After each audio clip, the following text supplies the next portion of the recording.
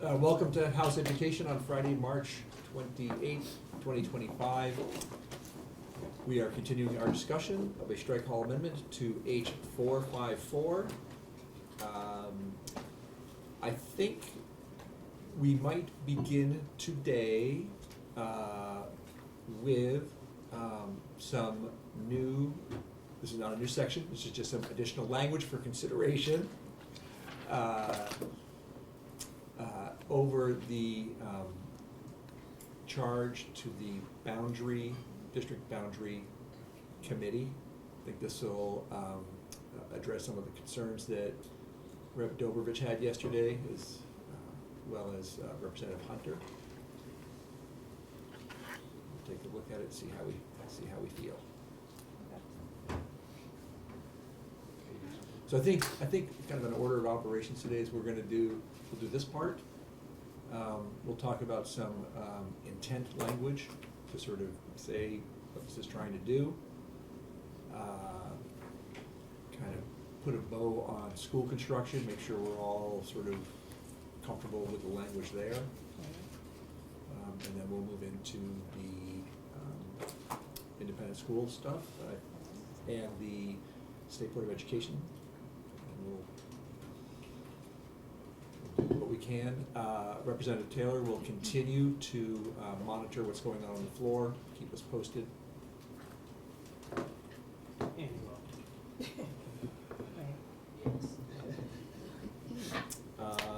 all right, so Beth, could you take us to the proposed new language for the District Boundary Commission?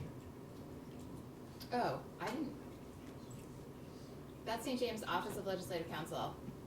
There is no new language in this Okay. draft. All right. Then. I didn't know I was supposed to add it. Okay. We will not do that first. Would you like me to add the language that I'm thinking of? Yes. Okay. Yeah. she has it. Yeah. She has this. Not that, but Not this, but this. yes. Yes. Yes. Okay, then, why don't we talk about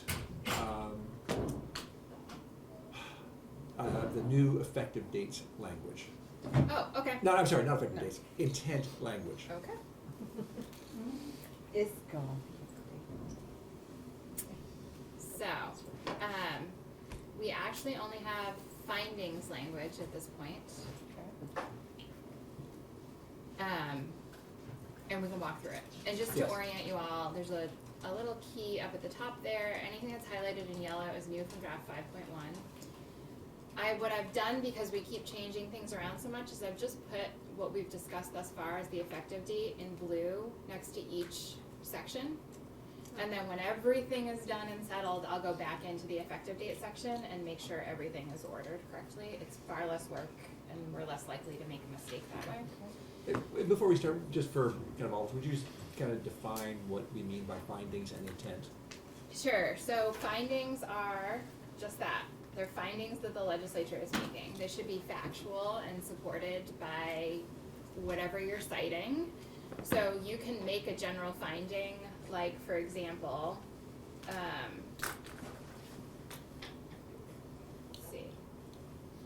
The education system is still reeling from the effects of a global pandemic. There's not like a study that I'm gonna cite to and put in the file for that, but that, you can make that finding, right? That is generally supported by facts. It's facts that you are saying that you are kind of building upon later with your legislation. Intent is just that. It is what you intend to do. So findings are generally, you're telling some sort of a story or you're presenting evidence to support the legislation to come. An intent is what you intend to do. I don't know how else to say that. So right now, all we have in this is findings, but we can certainly add intent language. What we have for the findings, I think, would be, some of it would be easy to turn into some intent language. That's what I was thinking. But a lot of it is not intent language, you're referring to Right. case law or Right. general principles. Does that make sense? Yeah. I think And it's really the purpose is to sort of frame the story and then also add some, like, a lot of the intent stuff is to say, well, we can't hold a future legislature, hands, or have their hands tied, but this is what is expected. And I had mentioned that it would be nice to have something a little stronger than intent language to tie our hands in the future.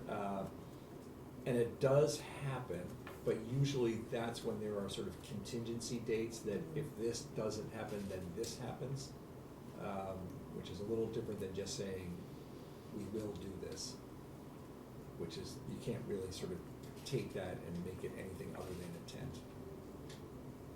And you can call it, I think we should use the word intent, but you can also put the word like plan or schedule, you know, you can add some, Few different words, and yeah, mix it to up a little. signify what you're trying to accomplish with that language. But yes, contingent effective dates happen all the time, but you need to have something to make effective if you are going to have contingency language. Would you like me to read through the findings? Yeah. Okay. And this is, I've worked on this with some of the members of this committee, but this is really you. Findings, if any of you have worked with Ledge Council on a bill prior to the introduction deadlines, you should be very used to them kicking back something to you and saying, that's so nice that you wanna put findings in here, please give them to me. Findings are really your job and story to tell. And then it is my job to help you get the language right. So this is your story to tell. So we're on page 1, line 10. In 1997, the first piece of law the legislature enacted in response to the Brigham decision stated, "The right to public education is integral to Vermont's constitutional form of government, and it guarantees the political and civil rights, and fundamental for the success of Vermont's children in a rapidly changing society and global marketplace, as well as the state's own economic and social prosperity." That is Section 1 of Title 16, current law since 1997, hasn't been touched. From the very first attempt at creating a basic frame of government, Vermont's founders chose to include a right to public education, the only governmental service included in Vermont's first Constitution of 1777. As the U.S. Supreme, there should be court there. As the U.S. Supreme Court stated in Brown v. Board of Education, education is perhaps the most important function of state and local governments. It is required in the performance of our most basic public responsibilities. It is the very foundation of good citizenship. I'm on page 2 now, line 3. The most enduring legacy of Brigham v. State is the state's responsibility to ensure substantially equal educational opportunities for all Vermont students.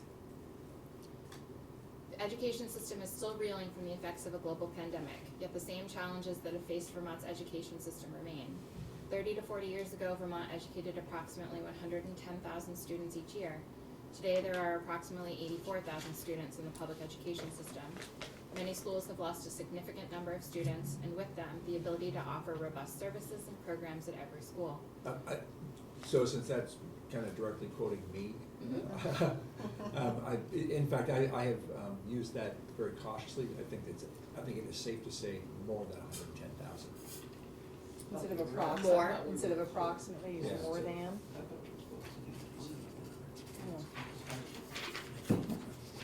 What a nice round number, 100,000. Pretty specific number on it. Well, I mean, to me, it's about telling the story that No, I we need to reckon with declining enrollment, and it's been significant. Okay. Anything else there you wanna, okay. Vermont's youth need to be prepared for a rapidly evolving future. Vermont's children have faced an extraordinary amount of change over the last few years. In its work to ensure that each student is provided substantially equal educational opportunities that will prepare them to thrive in a 21st century world, the legislature must work with intention and ensure that each incremental change it makes provides strength and support to its only constitutionally required government service. I think that should be governmental. Yeah, pause there and wonder if that might become an intent piece, sort of, because Sure. we're talking sort of about I have a what the que- General Assembly is trying to do. Is the intent of the General Assembly. I'll ask a question, just because I'm not sure. Is it still the only constitutionally required government service in our constitution? Because it was the only one in the original one, nothing else has been added. I don't right? believe so. Okay. So if I we didn't think move so it either, from, but- I'm not sure findings about to that, it's intent, just which a- I actually, I think it's a good idea, then we change must to will work with intention to ensure that each change. Well, you would say that it is the intent of the General Assembly to work with. Intention and. Probably not intention would be Yeah. redundant, right, to work with. A Then different word. let's think of a synonym, educators. Thesaurus. Robin Leanne, For which word? I'm just. Intent. Well, or we're put intent? time, I think it's fine in the intent section to use the word intention. But not in the same sentence, intend to. Intent. Right. It is the goal, it is Is the the. goal. Got it. So, so we're on page 2, line 14. Do you want a wordsmith in real time? No, well, I Okay, mean. sorry. uh, I've made a note that we're gonna turn 7 into some All right, intent language. great.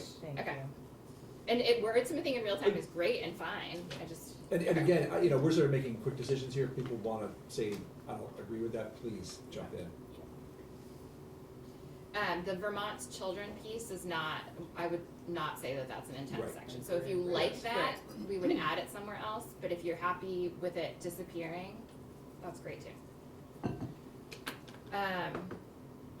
8, Vermonters deserve an exceptional education system that is stable, predictable, and where a student's home address does not dictate the quality of education they receive.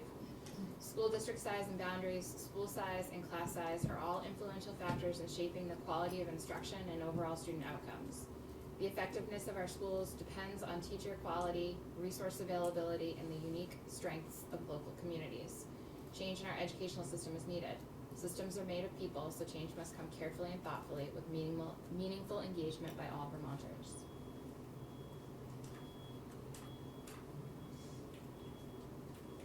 The end. Thank you. The end. Can we We put all that live in? happily ever after. Yes, right, thank- I love it. Great. Okay.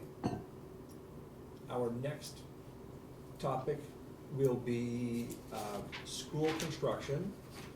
Just, we have let it sit overnight and, well, actually, is everybody happy with this? Are we, comfortable with adding this intent, I'm sorry, this finding section?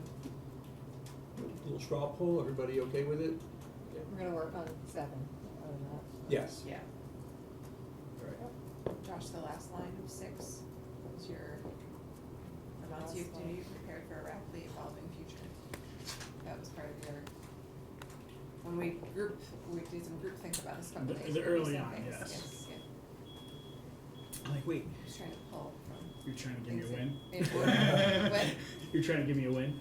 I'm trying to pull things that fit in the narrative Yeah. story, I was like, that is so important, and where does it fit? Okay. Thank Yes, you. all good. All right, could we just go down to school construction? Can you tell us what page that is? I don't know. We'll get there. Near the bottom. Don't look. No, not looking Thank at you. my own screen, but it's in school. I didn't even catch that. This is the fluffy part. As it should be. So, school construction begins on page 27, line 3, section 9. Could you walk us through it line by line? No. Could. All right, I just want to, Won't. because we have sort of taken a little straw poll in each section, we never did do it for school construction. So, Can I ask a question really quick? oh, please. Has there been any changes to the verbiage in this section from the actual bill that we were looking at? Yes, just the 2 repeals that I mentioned. Okay, just didn't know if there's any other modification. Okay, cool, thank you. Whoops. That I heard, but I just didn't know if there was any like word change Do we thing. want to go into the weeds on this fairly technical, confusing little thing now? All right, let's do it. Keep going. Yeah, we're probably gonna need more help from Haley, but. Is it, Oh, on is this. this Oh. posted? This is the beeping route? This is, Back this up. is posted? Okay. I'm on your left side. So, yesterday, If you Oh, look yeah, under, let's correct that now.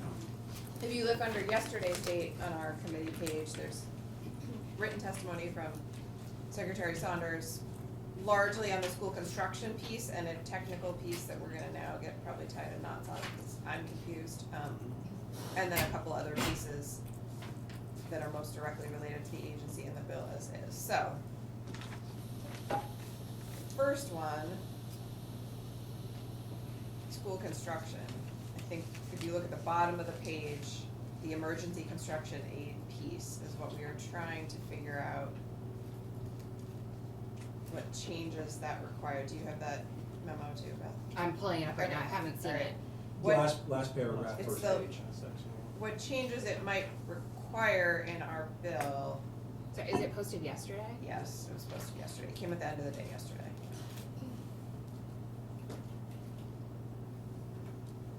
Was there a testimony on this, or just? Just, Okay. this Just is the written testimony. Okay, testimony. the So, last page, or Last I'm sorry, the paragraph. last paragraph on the first page? Yeah.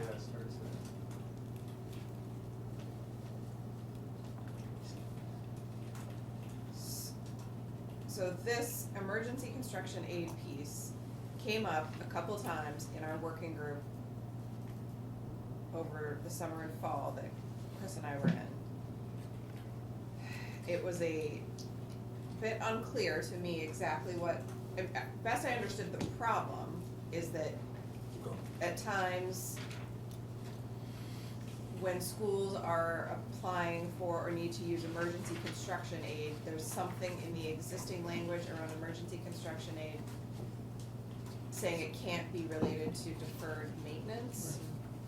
And the agency was saying they think we need a bit more flexibility in that language because some of the real things that had been popping up, it's getting harder and harder to parse what's really deferred maintenance, given the state of our facilities.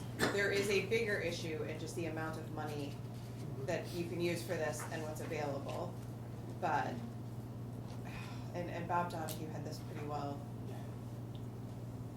I'm not sure how much just changing language helps, because it's also a money issue, but it did seem like at one point there was, and Jill Briggs Campbell was really involved and super helpful in our group all along, that this was a sort of technical fix that we needed to do sooner rather than later. But I'm not sure this, what we have in writing from yesterday fully gets us to what we need to change. Go ahead, Josh. My recollection of the conversation was, if we keep it as it is and we won't do it if there's been too much deferred work, a lot of that deferred work has become the problem in the buildings, and without allowing us to have that work be part of the construction, we will never get some of these schools to come online the way they need to, and then the whole thing is stuck, it doesn't move, because most of these schools have deferred maintenance that this would prohibit 90% of the schools from moving forward. But I think that's a separate, this I think is a narrower issue of like the only part of the whole program still exists on the books, it's just the moratorium is there because there's no money. The part that actually is still happening and literally money is moving is under the emergency, whatever part of, I don't know if that's even the right title, but under that little piece of the program, there has still been some money flowing because we have had, I think, either 50,000 or 100,000. I mean, it's tiny. Yeah. Available, but so if, I'm making this up, but like the fire alarm doesn't work and so and the fire alarms are maybe not a good example. It's the because roof that's- falls. Roof in. blows Like, off. right, Boiler blows up. So that part of our existing program is still in place and is coming up, and more, it sounded like from the agency, more and more real scenarios where schools are needing to do something just to keep the doors open. And the way that the language in the prohibits saying it has anything to do with deferred maintenance is becoming a hang up in The emergency the section. emergency section. Got it. Okay. So this is like its own little forget the like future facing big program, this is here and now, it is still happening. So it looks like the main reference to emergency aid is page 40, line 9.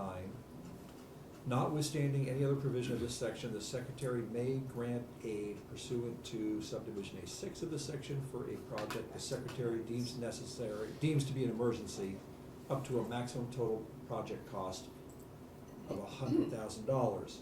So I think that the issue here was that we have it as maximum total cost of $100,000, and the rule says that the agency can give 20%. I think the intention here was to say the agency can give $100,000. I'm going back to my notes from the summer to see if I have anything more helpful. Well, it says there was a reduction of 10,000, so they would be able to get $20,000 because it's 20%. And this is a reduction of $10,000 from the current reimbursable amount, $30,000. And they're wondering if that was a mistake, or if that was an intentional $10,000 reduction. Yeah, and I think the answer is absolutely not, right? Right, I don't think it was an intentional, so I think all they're requesting is that it be back to current state, which is 30,000. Well, or was the intention here to say that the AOE, because that number is so old and construction costs are so high, $30,000 doesn't buy you much. that they want it at 100,000? So I guess we're gonna need further clarification. And what I would just say, for our purposes, we'll try to get that from the AOE if possible today, and if we can't, we can do an amendment. Yeah. Or frankly, just ask Ways and Means when they have possession of the bill to make the change. Oh, this is gonna further. Okay, so I'm finding old notes and emails, and when we had sort of wrapped as a group, and I was writing the letter that was the kind of notes for all of us to now know where we left off. In early December, there was something about life cycle replacement projects Oh that my were involved. gosh. I know, cause Jill had raised as a, like, It's ringing a bell. issue that's happening now regardless of a future program. And so I asked if she could get me specific language so I better capture what the issue is here with life cycle replacement projects. I'm now, to use one of our favorite phrases, out over my skis. Could it mean, so like from a building maintenance perspective, there are things that have a specific life cycle where they need to be replaced or else you create a huge pump boiler. Water So is heater. it Yeah. are those the things that I think we're looking at there? Well, we build those into capital, Some do. but. I know, that's the, Yeah. So, Bob Yeah. watching, Andy is Bob watching. All right, we're gonna Yeah, I think we're we'll gonna put a have pin in to- this until we either, we'll have to just To know. go forth. Okay. Into the dark. I personally read this as saying emergency aid can be up to an AOE expenditure of $100,000, since the old number of 30 hardly does anything. Yeah. But we'll get some. But I think the actual money in that account is a total of 100,000 for the I entire think, state, so it's I like, think we appropriate like $50,000 a year. Three schools so it's, All right. there's that too. All right, so there There's is some, 100,000 behind the scenes Carry forward. conferring going on as we speak, Okay, and we'll we'll get see some what clarification we can, yeah. later. Do we have anything else on, I think that was the main issue The school construction piece. that was here, I think that, yeah, On the school construction part, yeah. all right, I think we will. All right, so, here's what I'd like to do is just sort of do a,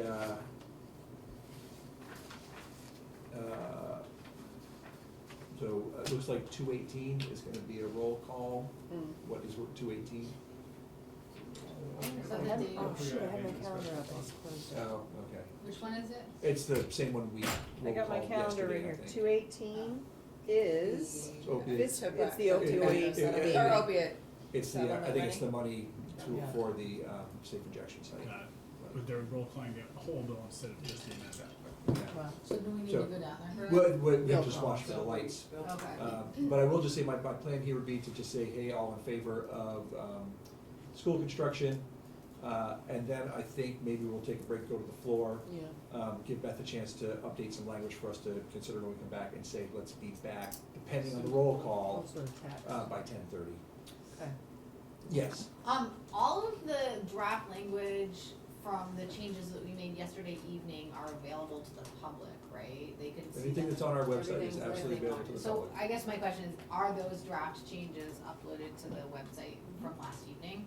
Cause I'm Yeah. sensing that there's some misinformation going on. People Yeah. are It just, it takes a while for the Yeah. information. Okay. Yeah, All yeah, right. it just takes a little time for it People are to, just now emailing Okay. from, Alright. and we can't really control the information. No, I know, flow. I just wanted to know if it was because they weren't reading it or because But they, it's it unavailable. might not It's have available. posted on our website till this morning, Okay, right? So like right, it didn't okay. post when, it wasn't on there when I got in here, so. Rob, There's a delay. Janice, what's that? does she have Right. Janice language? Yeah, she's gonna work on it, Well, we're while we're on the floor, yeah. Fine. okay, are we voting before we go to the floor about? The whole bill, right now. Okay, let's do it. The school construction piece. Yeah, we're gonna just straw poll, pending correction or modification to this area based on the written testimony of the AOE. Everybody comfortable with the, school construction portion of it? All right, Yes. anybody got a cool $25 million per year Bill, we baby, could? Bill.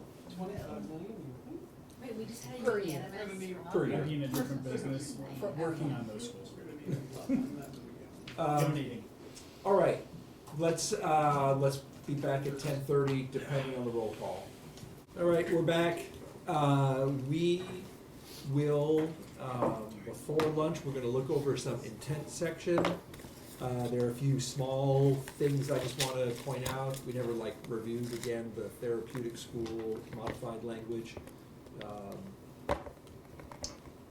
And I wanna talk a little bit about CTE as well. You're gonna add a new section? No. Just kidding. But I think we can do that, I think we can do all of that and more. But now we're gonna talk about, sort of new intent section. What this is really meant to do is to lay out the timeline, for how this unfolds. So, let's put it right on up and we are all looking at 7.1 now? Well, I just have to refresh and I think I'll be there. Just refresh it. Friday. 7. There she is. That's St. James Office of Legislative Counsel, so I have not made any changes. This has been edited. What you saw this morning for the findings was not edited, so you'll see some stylistic changes, but no substantive changes to the findings section, with the exception of what used to be number 8 is now number 7. Okay. We pulled number 7 entirely, and we've turned it into, I'm on page 3, line 3, a new subsection in section 1 called intent plan.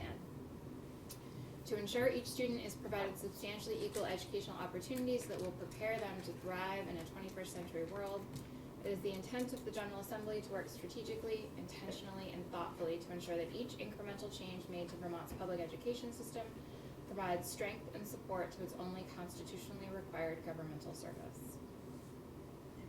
So that was wordsmithed former number 7 from your findings section. Subdivision 2 is the plan. It is further the intent of the General Assembly to, in the 2026 session, enact new, larger school district boundaries.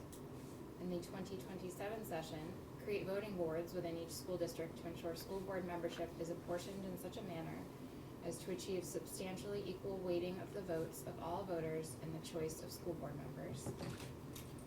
Provide or enable the provision of the necessary staffing, resources, and support to the Agency of Education, the Secretary of State's Office, town clerks, and other integral parties to the election system to hold the first school board member elections within the newly created school districts in November 2028.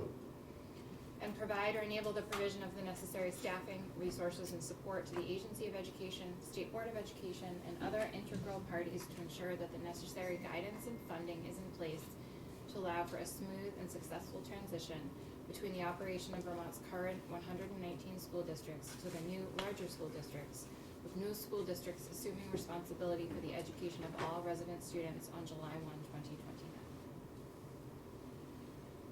2029. I might suggest something for discussion. see if I can find it. I think I'm just speaking as me, individual, I think I am, would be perhaps more comfortable saying that the voting wards should be done in 2026. Where are you looking? Exactly what I was thinking. Line. Wondering though about not fully understanding all the like moving pieces of this, so that if it could say no later than the 2027 session. Because like if the boundaries, we all agreed by, you know, January 15th. 10th of next year. Yeah, But then the House and the Senate have to do it, has to get enacted, and then to start doing the voting wards. it's an intent. And I think I would I would like to intend us to do that at a faster pace. I think there's also, if I'm remembering from the testimony correctly, like probably we're gonna have a legislative subcommittee that assembles to do a bunch of this, the way that a legislative subcommittee is created for reapportionment. Right. But And separate- so, whether they're fully done in the 2026 session, I'm not sure, but they're Right. certainly working. All right, so let us then say in the 2026 session, enact new, larger school district boundaries, and begin the process of creating voting wards within each school district to ensure blah, blah, blah, blah, Yeah. blah. And then no later than the Blah, blah, blah, 2027 catch session. Yeah, I mean, it just, I fear leaving that up to a different legislature. I don't quite understand what you are suggesting. Are you suggesting that subdivision A for in the 2026 session includes both enacting district boundaries and beginning the work of Yes. creating voting Yes. wards and then removing B altogether? I think so. You could do that, begin, yeah. Okay. I was wondering about the word choice in that section and whether that should be election.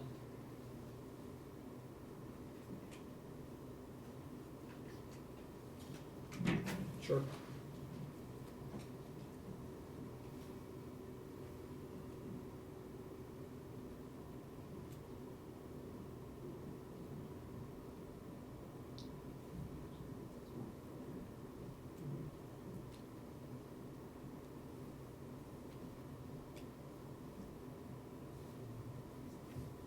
Okay.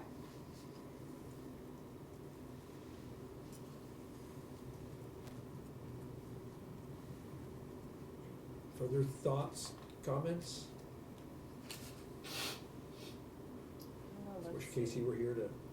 Those are our talent, because the funding piece is Ways and Means, so we don't need to reference that.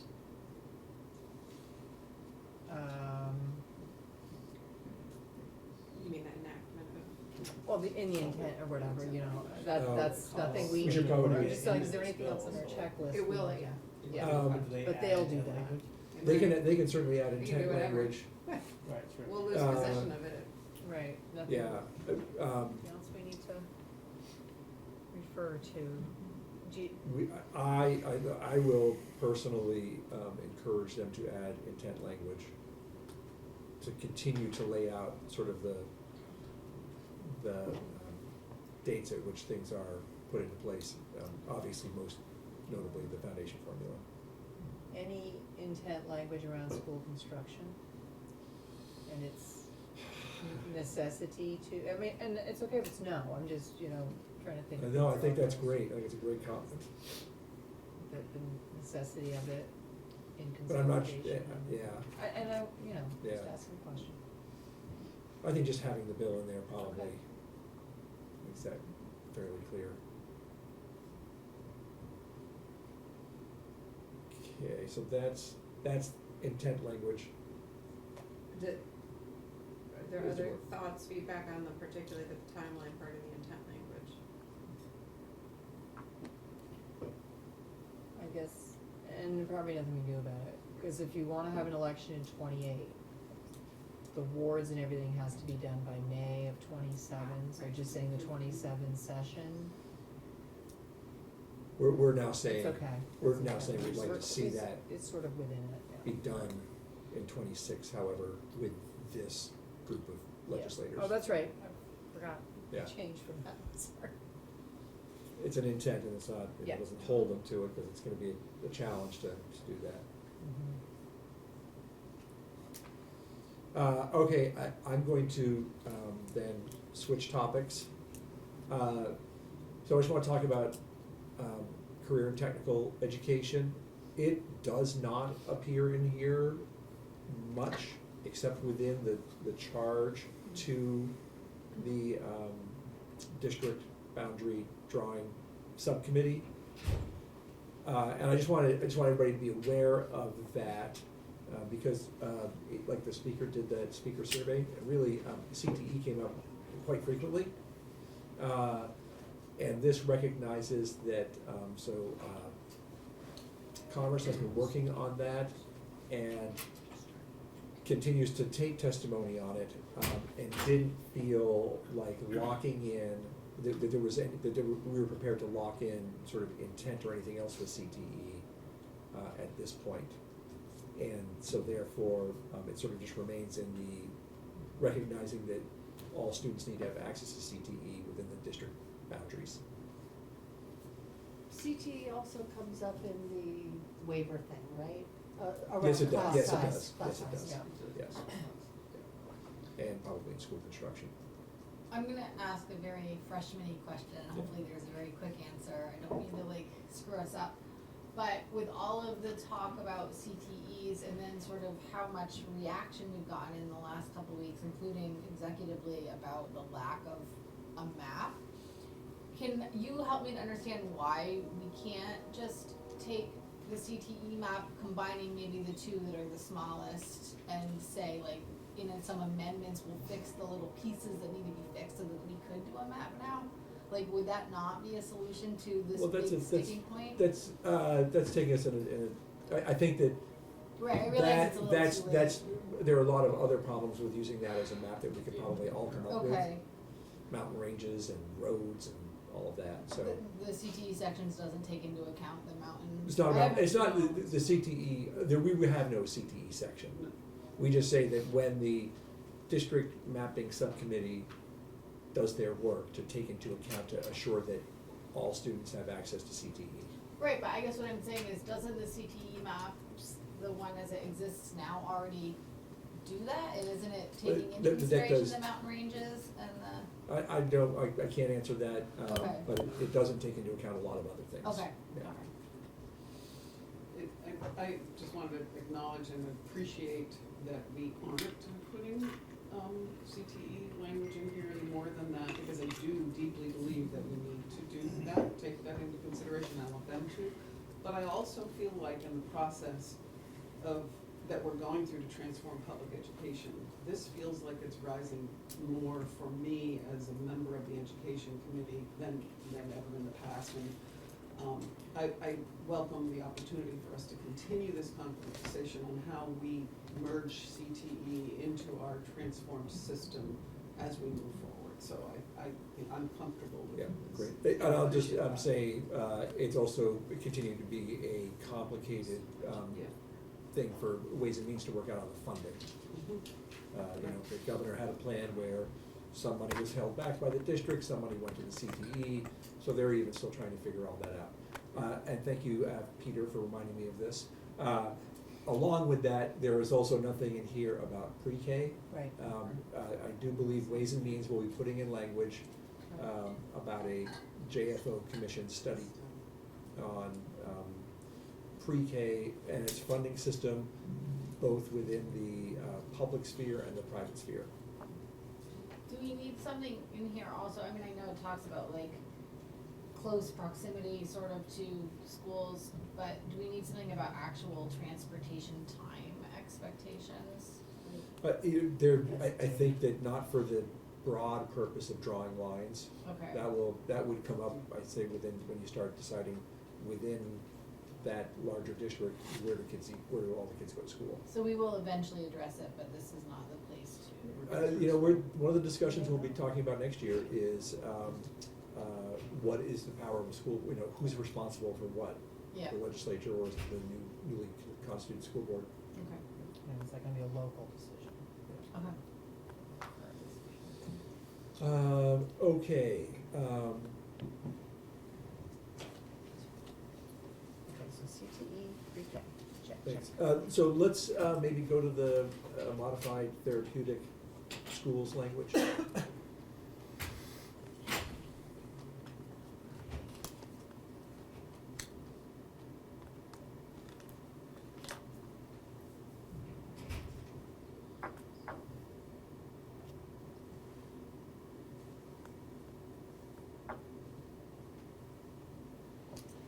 Just to reorient you all,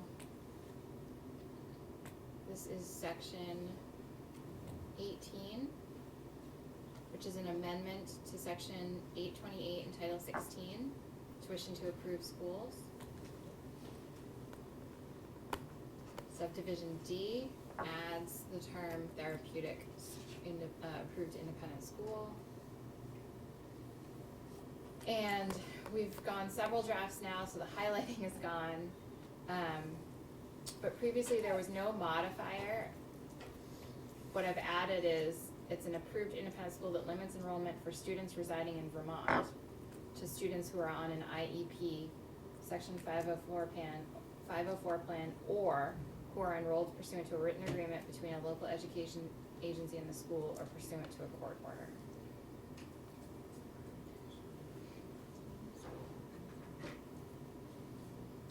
Any questions there?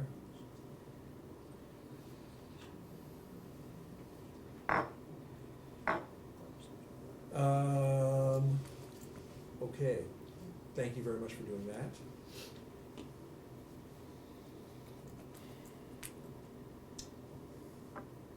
Where to next? What page is that on? What page is that on? Oh, I'm The therapeutic schools? 44.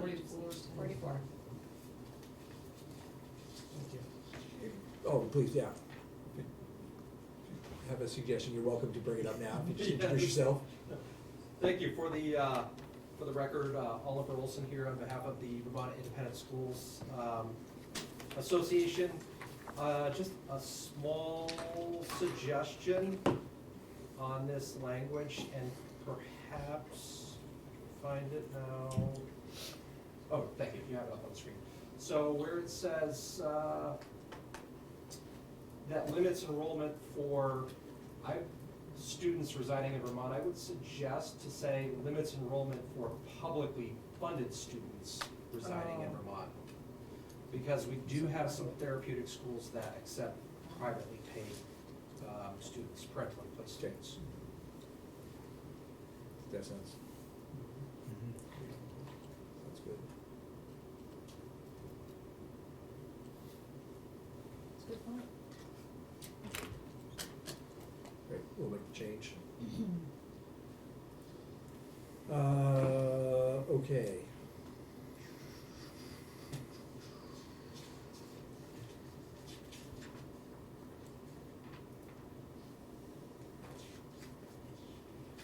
So this question becomes, where to next? Maybe we go to the,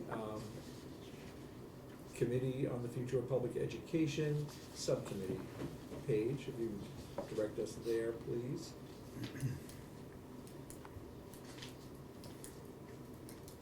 What portion of that? Just the Yeah. duties, or do you want to talk about Duties. membership at all? No duties.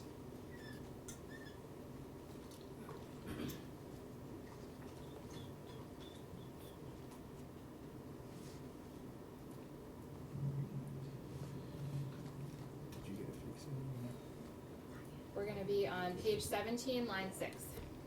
Page 17, line 6. Beth, can you tell me which draft number we're on, around 7.1. 7.1? Okay, I need to refresh. 17, I'm sure there's a faster way to do this, but.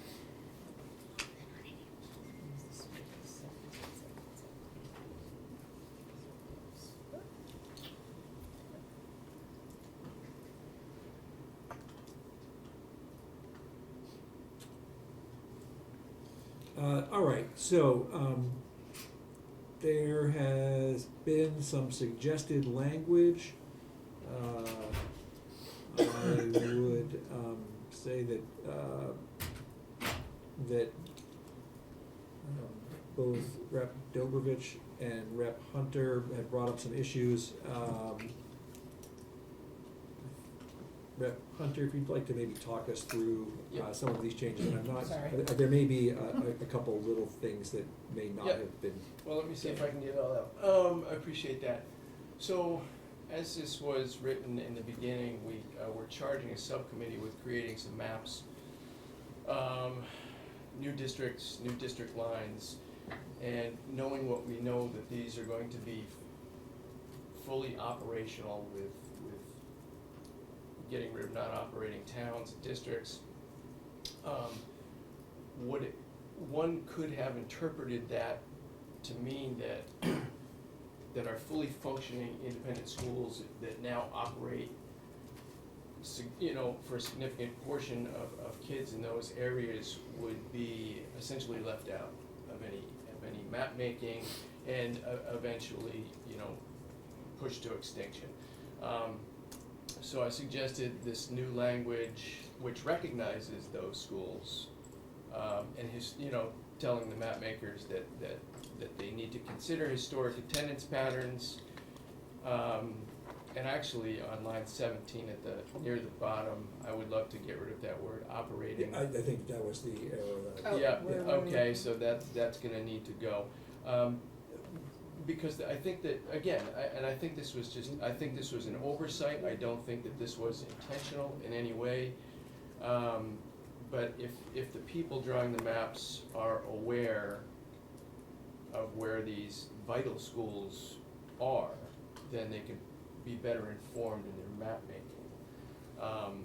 So I think that's why you see the yellow places now that say, consider historic attendance patterns in these geographic areas, not historically operated public schools in these areas, yada, yada, yada.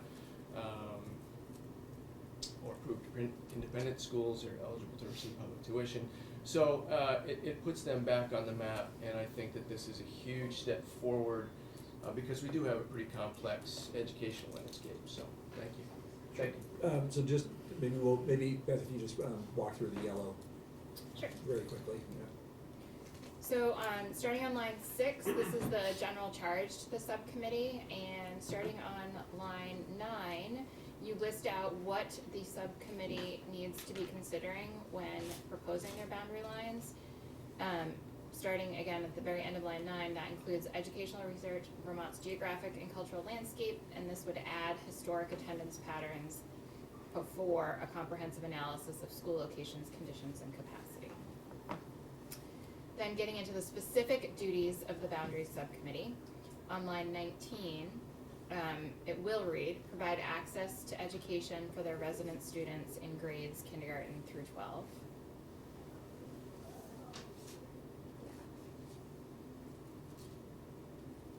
And then adding a brand new detailed charge. To the extent practical, consider historic attendance, and that should be patterns, in geographic, this has been, well, anyway. To the extent practical, consider historic attendance patterns in geographic areas that have not historically operated public schools at all grade levels from kindergarten through grade 12. Are we jumping in or reading, or is there more? I just have a I think there's a question little on bit that more part. down on page Okay. 20. I'll try to remember to get that. And then now we're in the report and maps subdivision. These are the deliverables.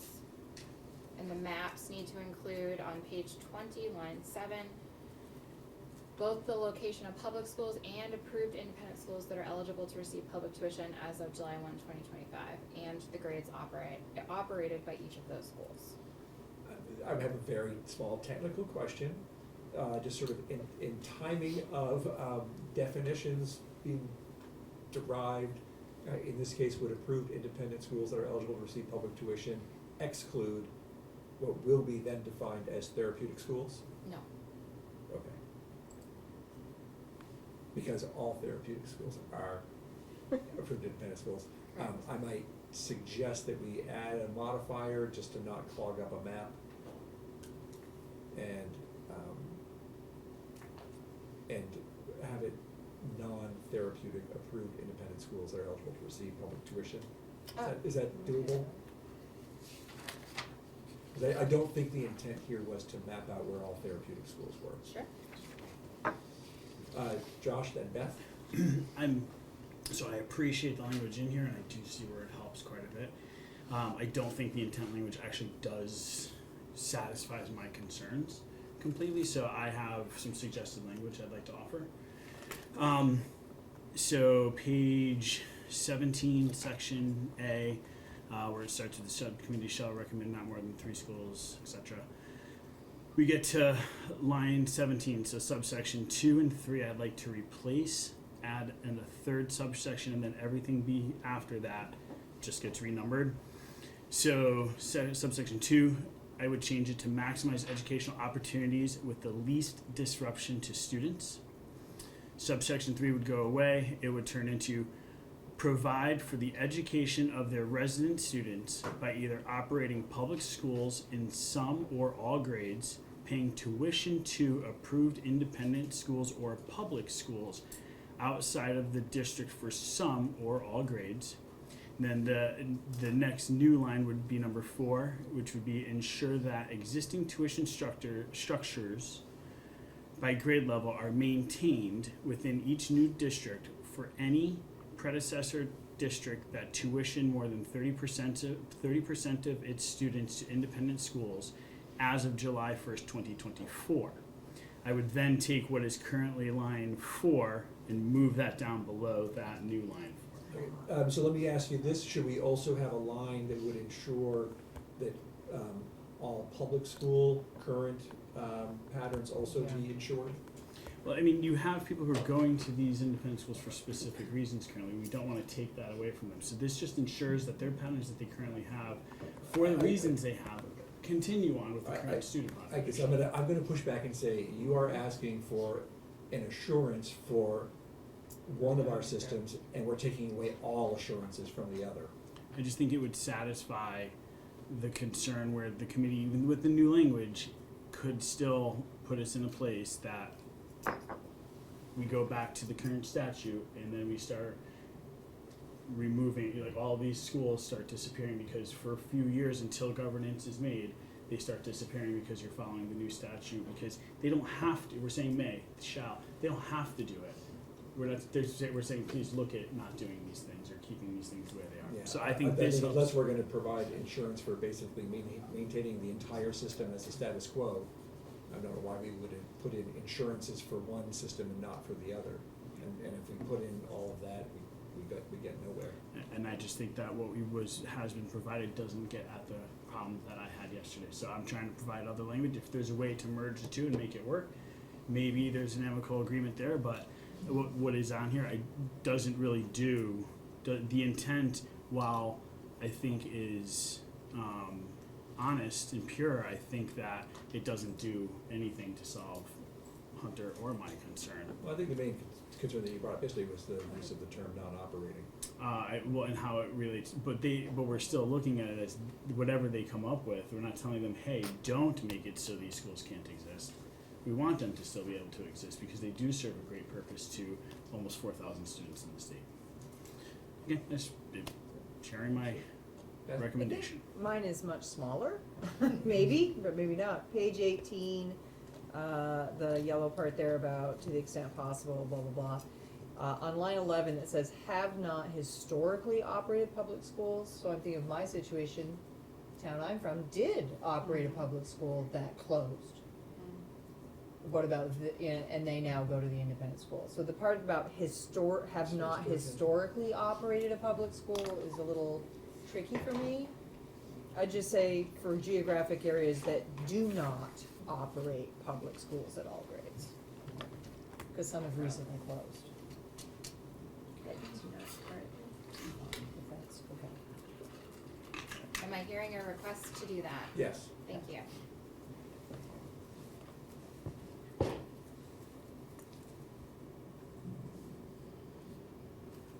Thank you. Thank you. despite what you may often hear from me about our dual system and my concerns about having to bend over backwards to protect one over the other,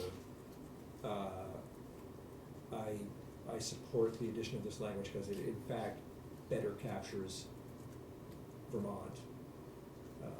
So I appreciate, Rob, that your Thank you. work and thoughtfulness on that.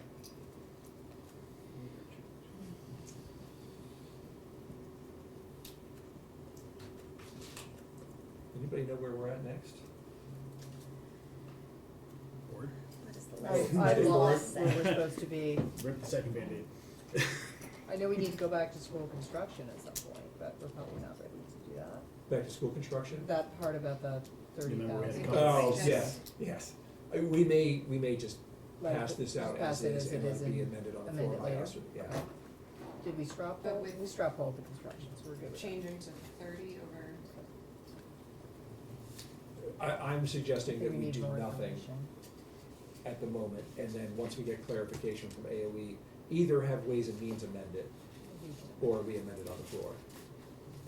Okay, thank you. So we're done. I'm getting tired and hungry, so. All right.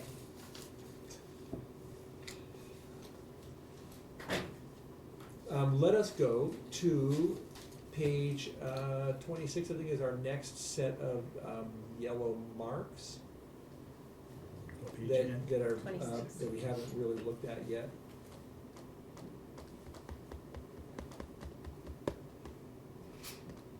If I'm skipping over something that's like, hey, what are you doing, just, remind me, we'll get there. Bottom of I'm just kind of 26, flipping right? through here. So we're on section 6, State Board of Education Rules Report. And we are in subdivision A2. This is where you are asking the State Board of Education to update the 2200 series, the approved independent school rules, to make sure that the rules comply with the class size minimum requirements. And then you're also asking, starting on line 16, the amendment to create a process for review by the state board for failure to meet class size minimum requirements and the corresponding actions the board may take for such noncompliance. And then we've added, provided however, that the board shall provide an approved independent school a substantially similar opportunity to come into compliance with class size minimum standards that it would provide to a public school. Do we need to say, but not including therapeutic schools here? I mean, we do sort of already in the class size minimum. You've sort of- already They're done already that. school. Okay, thank you. Question. Yeah. The part we had put in about them being able to have a waiver process, is that not here anymore, or It's is a- that included in that, or am I just missing it? So if you go up to, let's see. And, it is Friday, almost noon, you need to fill this out today. Yep. It would be super helpful if I get direct, direction from only the chair for any changes going forward. Okay, very good. Would like clear, unambiguous guidance as Yes, to I what- would like That'd be clear, good. unambiguous guidance. And if I don't hear it from the chair It's not directly, happening. it's not happening. Yep. So communicate with your chair, not me. Yesterday, the conversation that we had, I was under the impression that because this language on page 43 is here, where we say the state board may grant a waiver, which matches the language for public schools, that we were going to treat rulemaking the same. You aren't asking the state board to update the EQS standards for a waiver process. So we were gonna not ask the state board to update the 2200 series for a waiver process. The state board can do that on its own. It can come up with its own policies and procedures to implement or execute any of this. But again, this is a policy call on your part, and I'm happy to make any changes you want. I was not in the room for this conversation, so I would look to the people on my right and left to.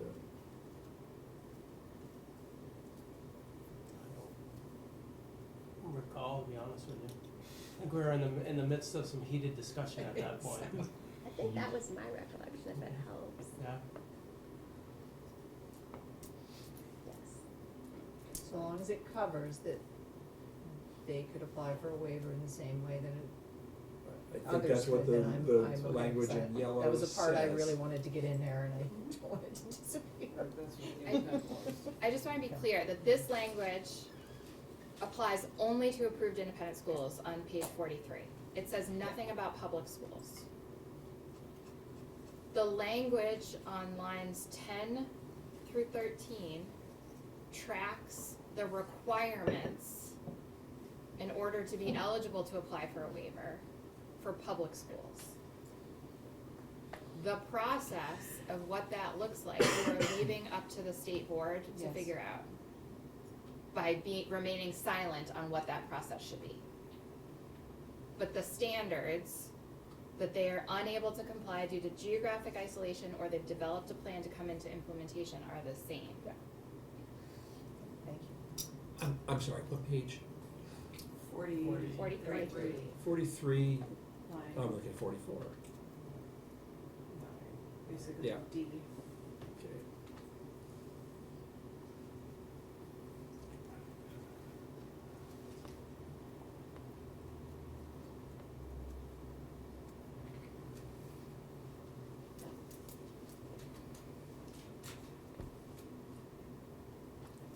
So am I hearing that this was not necessarily resolved in my I absence? think it's resolved. I think, All right, yeah. okay. Or- All right, so we're okay with the substantially equal process language that's there? Those are two different things. Right, substantially equal policy, Policy. waiver, Wait, yeah, it's. like minutia of process may be different. The term substantially equal in this draft only applies to the non-compliance penalties. Yeah, yeah, The waiver process, the standards for seeking a waiver are the same. It's the same language, cut and paste. But you are leaving it up to the state board to take it from there for both public schools and approved independent schools. And there is no language in here that says that the processes, considerations, whatever, have to be the same or similar. So I can add language on line 14, you know, in a process that is substantially similar to the process that it would undertake in considering a waiver for public schools. I'm comfortable with the state board kind of knowing that that's the point. So it sounds like we're good with the language here. Well done with me out of the room. Okay. All right, well, let's look at the new state board language. Do we have you?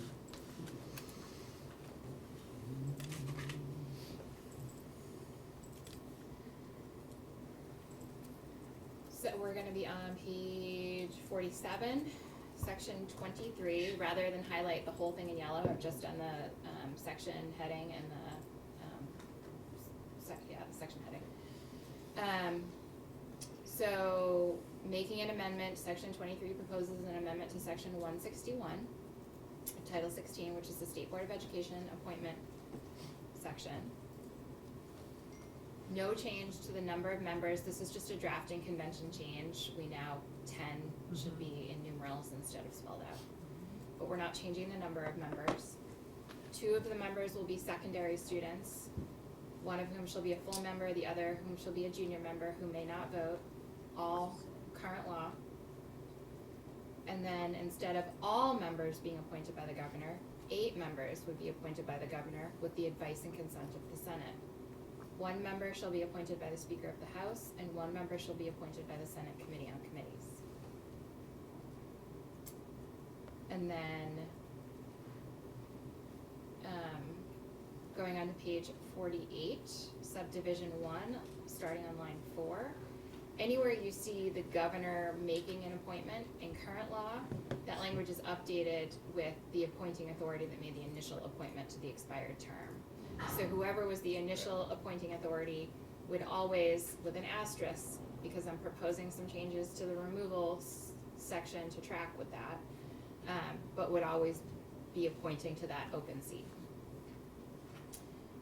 And then I've added as applicable with the advice and consent of the Senate, since that would only be for gubernatorial appointees. Again, replacing the appointment authority with the applicable appointment authority.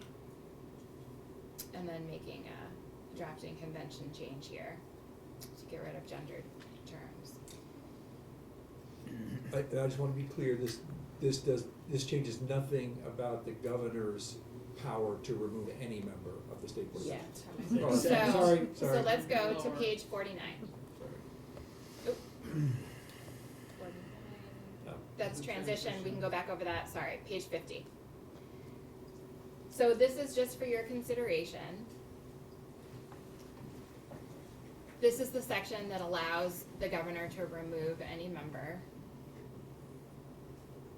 I have not changed, this language doesn't change that, so I'll just read it. After notice and hearing, the governor may remove a member of the state board for incompetency, failure to discharge the member's duties, malfeasance, illegal acts, or other cause inimical to the welfare of the public schools. And in case of such removal, the governor shall appoint a person to fill the unexpired term. So we haven't changed anything. The new language, provided, starting on line 13, provided, however, that the original, and this is very verbose, I couldn't figure out a better way to do it, and you don't necessarily have to do this, but we should talk about the consequences. Provided, however, that the original appointing authority for the seat associated with the member that was removed by the governor shall make subsequent appointments to fill the seat in accordance with section 161, which is what we just walked through, upon completion of the unexpired term. So if the governor removes someone, the governor fills that seat, and when that term expires, if the governor made the original appointment, then the governor would fill the seat again, but if the House or the Senate made the original appointment, they would fill that seat. You don't have to do that, you could just let the governor, I think that this language, as is, has the potential of the governor filling the seat in perpetuity. Without that last part. Yes, in conflict with what you are attempting to do with adding the 2 legislative appointments. Yeah, So, Emily, then Josh. so, just to put it in actual position terms. If someone was removed, if someone was appointed by one of the other 2 appointees and was removed within 1 year, there would be a 5-year reappointment by the governor, and then that first appointed body would then appoint again. This language, yes, there are other policy choices you can make.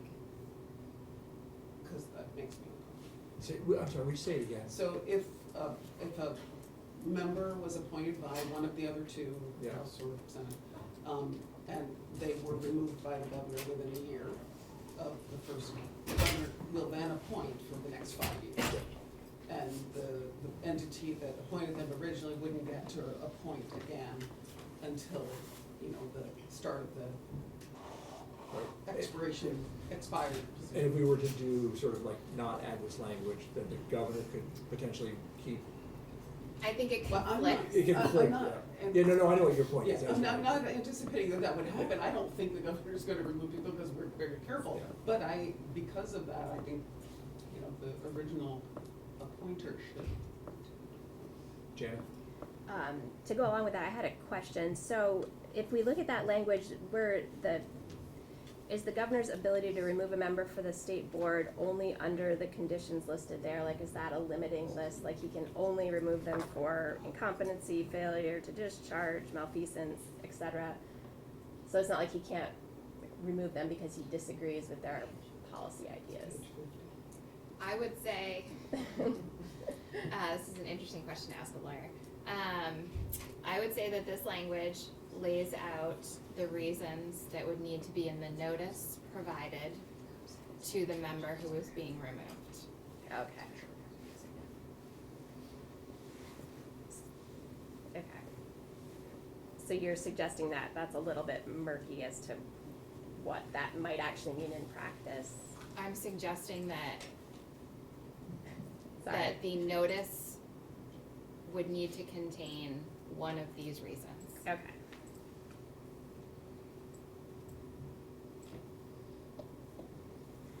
Oh, Josh, I'm sorry. It's okay. So you're adding this in because the, where it says unexpired term, it doesn't say that, it's gonna revert back to the original. Correct. Assumption, right? We know how that goes.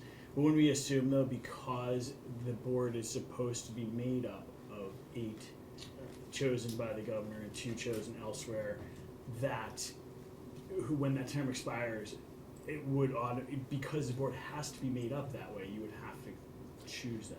Unfortunately, the board, I think that the statutes in current law work for current law, but I think that there is a chance that if you don't make amendments to section 162,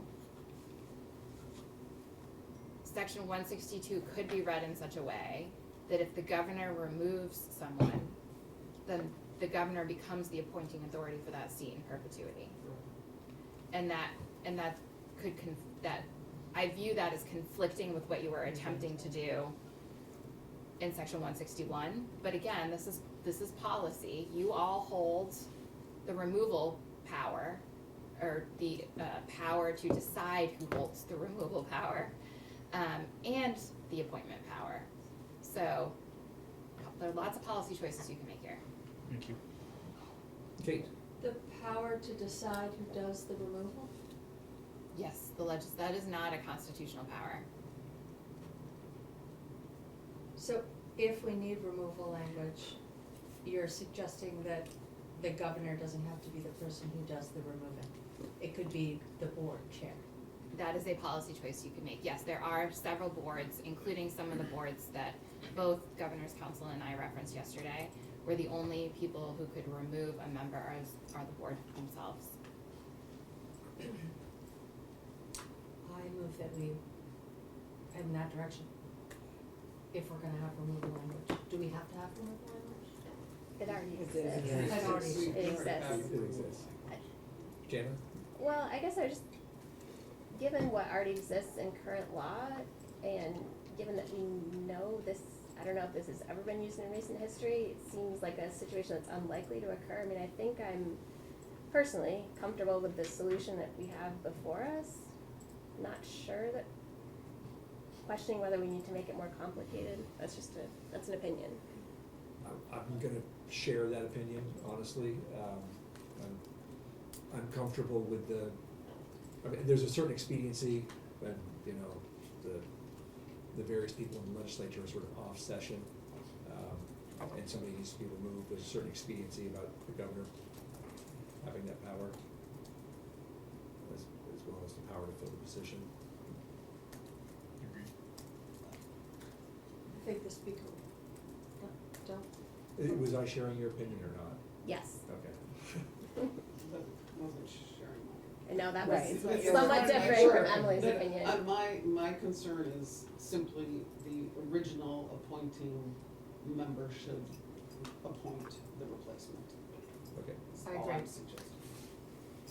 I'm okay with that. But I'm also okay with the governor being, not changing anything about the governor being able to remove somebody for all of those reasons. I wasn't suggesting that.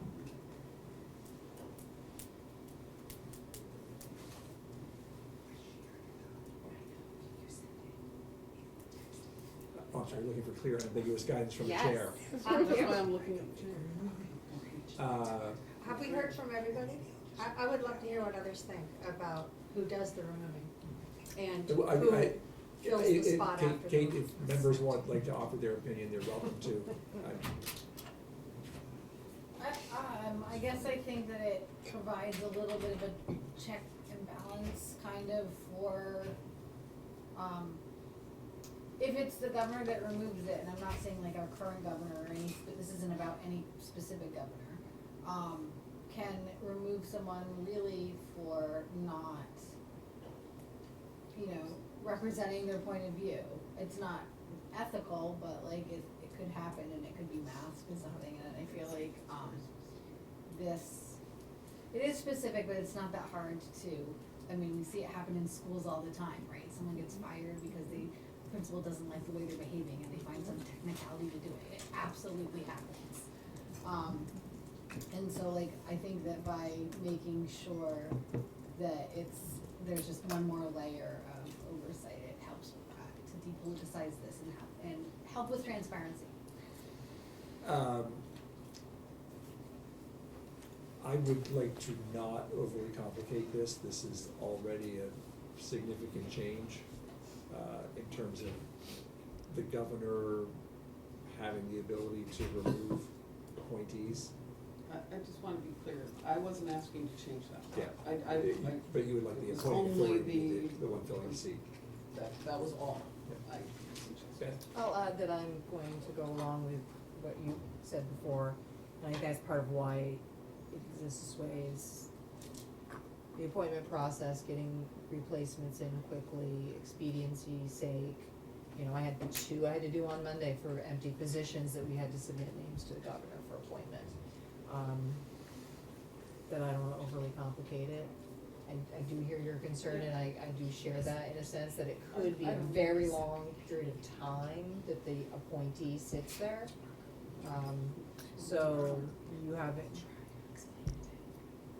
Leaving the Josh is removal as next. it is, and there is a hearing, notice and a hearing, we can't just do it.